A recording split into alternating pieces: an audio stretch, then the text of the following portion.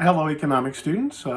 Finish up our discussion of economic growth with this short lecture. On page 47, one of the things we talked about in the last discussion, human capital, education and training primarily, is one of the most important components in economic growth. Around the world, there are many underdeveloped countries that desperately would love to grow. One of the big problems in those countries, though, is education, and in particular, the education of girls. Culturally, there are places in the world that have not valued the education of women and girls. And on page 47, there's a Clear It Up section that points to some of the truly appalling statistics in some countries. For example, it points out that around the world in the early 2000s, there were 110 million children between the ages of 6 and 11, so elementary school age kids, around the world who were not in school, and about 2/3 of those were girls. Afghanistan, a hyper-conservative Muslim country, culturally, points out that in the period between 2005 and 2014, among teenagers and young adults, the literacy rate, the ability to read and write in their native language for males was 62%. Now that's not good. That's going to really be a damper on economic growth if 1/3 of your young adult population doesn't know how to read and write. But only 32% for girls. 2/3 of the women and girls in Afghanistan cannot read and write. And that's the young ones. These would be the ones who grew up after the Taliban was overthrown in 2001.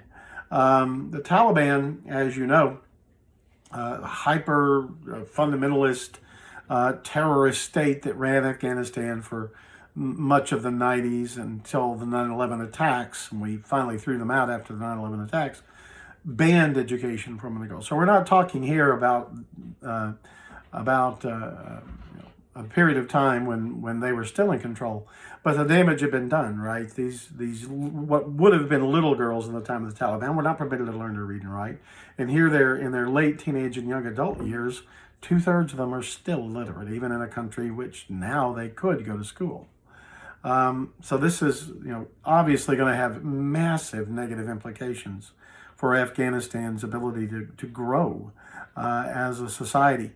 Benin in West Africa, which is on the west coast of Africa, 55% literacy for males and 31% literacy for females. So, these countries are going to have a devil of a time with economic growth, with those appallingly low figures on even the basic ability to read and write, especially for girls.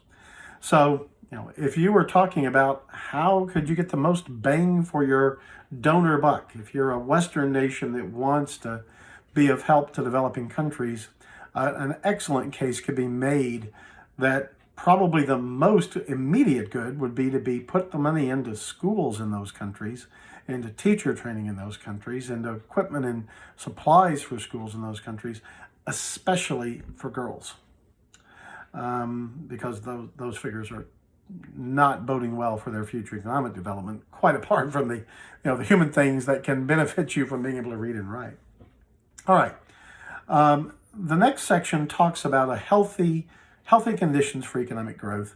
And on page 48, some of the things that you need. Obviously, we've been talking about education.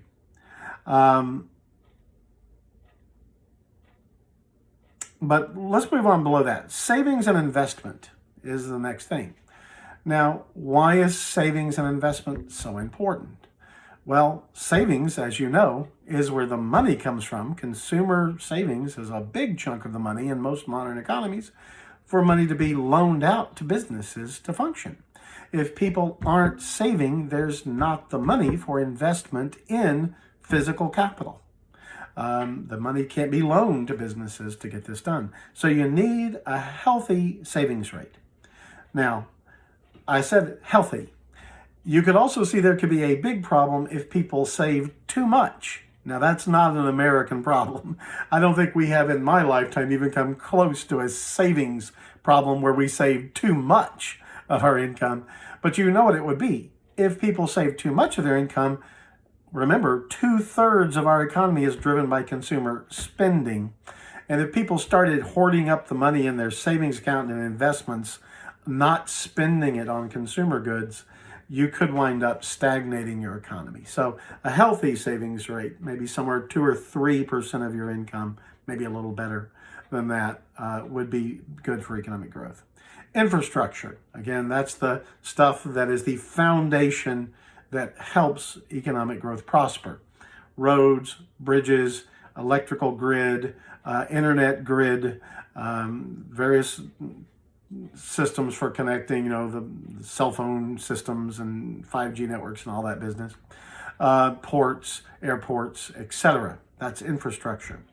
They give the example there of the Japanese government that in the mid-1990s, Japan was in a serious recession, and they spent a lot of money. Now, part of that's Keynesian, right?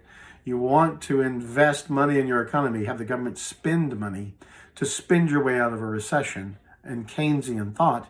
But the best place to put it's in infrastructure, so that when the economy does start to rev up, you have things in place that'll help it really take off. So, that's an important part of it. Now, the next thing there, special economic zones. These are areas that might have very low taxes for X number of years, for example. The idea of bringing foreign investment. If you're a developing country, and they give the example of the island of Mauritius in the Indian Ocean, but China really pioneered these things back in the 80s when they were trying to rev up their economy and make it integrate into the capitalist world after the death of Mao Zedong. Deng Xiaoping had regions on the coast declared special economic zones.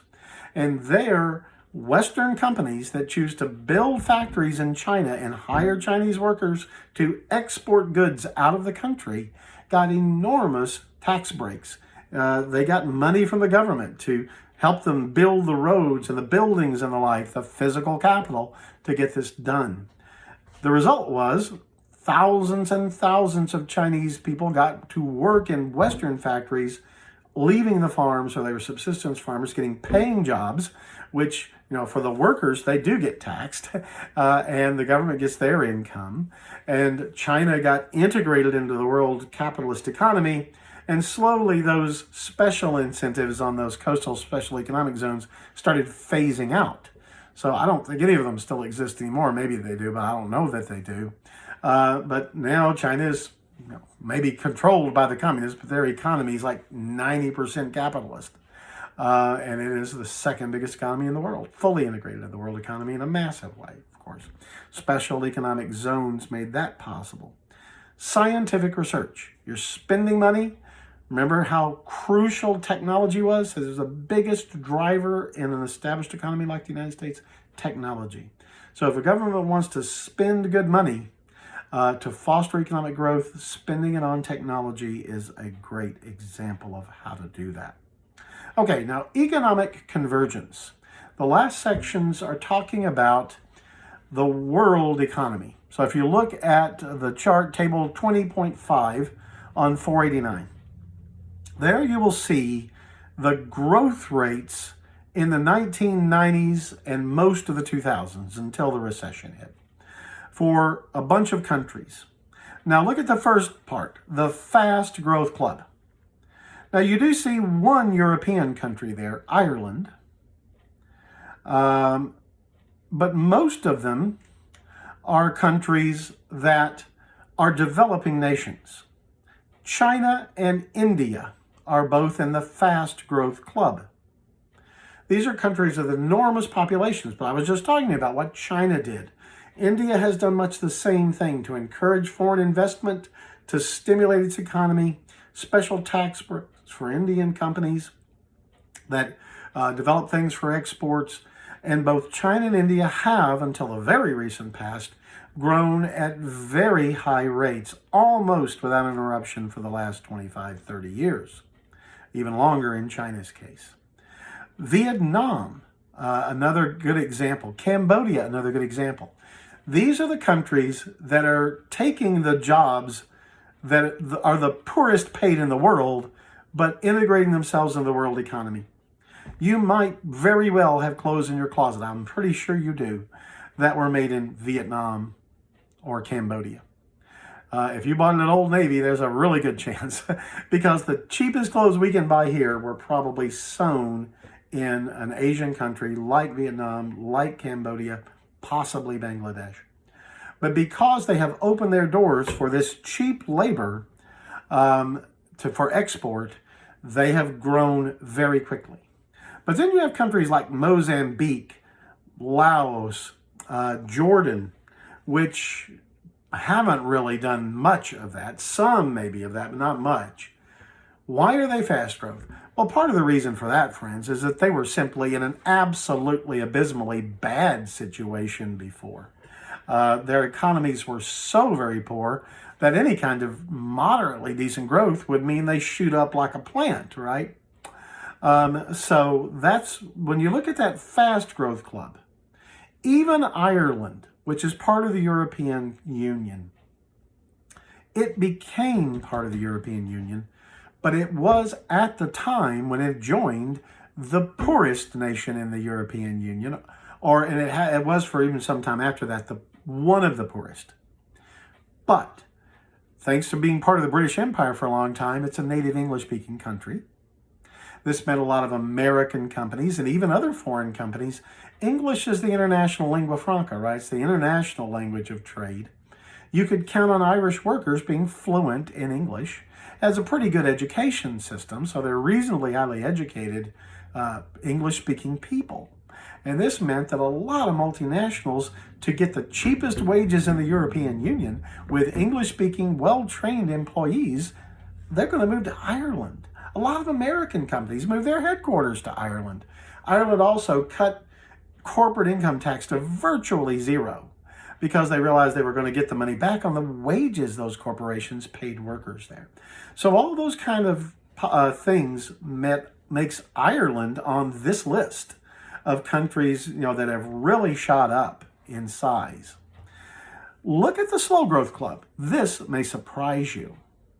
First off, look at the last one. Our growth, 3.2% in the 90s, 2.2% in the early 21st century, before the Great Recession.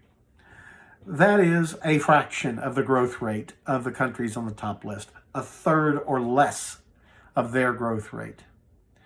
But look above that at the other slow growth members. Germany, third largest economy in the world. Japan, fourth largest economy in the world. France, Switzerland.